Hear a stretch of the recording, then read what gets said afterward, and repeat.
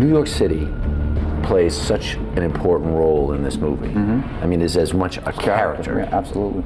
You're from here.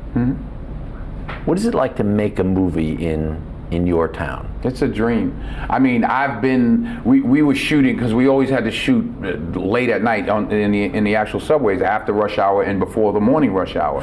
And I've been the guy on the train at 3 in the morning when they slow down between stations and you see those guys out there working, you know. Yeah. What are they doing out here? Then we were those guys. Pelham 123 to Rail Control Center. Do you read me? Yes, I read you, Pelham 123. This is Control Center. You're having this imaginary character is developing in your brain. What do you want him to be? What do you want him to be about? The character tells me as much as I, determine. I mean, that was an instinct I had, and probably just because I played a lot of cops. But it was just an instinct to what if he's not good with a gun? What if he doesn't know what to do?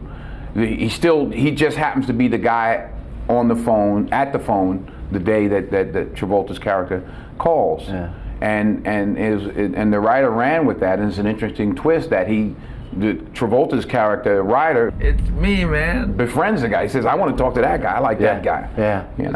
The thing that's so interesting to me about this, most of the movie is you talking to a guy you can't see and John Travolta talking to you who we can't see. But you know what? If we sat here now and did this interview with our eyes closed, it would be just as interesting because other things take over. The other four senses take over. We still developed a relationship. We were there off camera for the other guy.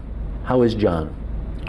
John, I haven't talked to now for a good 3 weeks or so, and we talked for a long time, couple of hours, and we laugh in 1 minute and cry in the next. He's tougher. Of all of the stuff that you've done, I think the shortest list is comedies, and you're funny. I shouldn't talk about it, but I'll just say that Will Smith and I are working on a project. We're working on a script now, and hopefully we'll make it next year. But we were working on it a little bit. We were over in London last summer, and we were just kind of fooling around, improvising. And he's like, "Don't worry, Denzel. You don't have to be the funny guy. You be the straight guy. You be dead serious." And it was some funny stuff. So I look forward to the opportunity. Wow. Somebody handed me this picture as we were walking in. You got to see this. I remember that day. How old were you? I'm not sure. I think I was in the 3rd or 4th grade, maybe 5th grade. But I was dead serious. I looked like I knew I was going places. Then I was like, hey, Well, isn't it? Now, is that story apocryphal? The story about, because your father was a preacher, right? Apocryphal? Yes. Is that what you said? I did. I'm going to sit here and act like I know what that means. Oh, please. Yes, it was apocryphalic. There's a legend. How's that? There's a legend about, because your father was a preacher, right? Yes. And there was a legend that says there was a woman in church who singled you out. No, it was in my mother's beauty parlor, and this woman was known to have the gift of prophecy.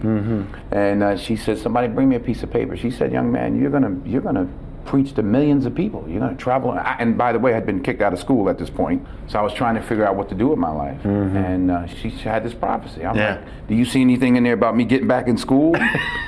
So I kept the piece of paper and started acting that fall. I don't feel like we get BS from you. Maybe this. Maybe it's you respect your audience, and it's clear that you respect yourself. I don't take myself too seriously, but listen, they spend a lot of money making these movies. People don't have a lot of money to go to them, so I try to do the best job I can. I don't take it lightly. I mean, I try to work hard. There you go.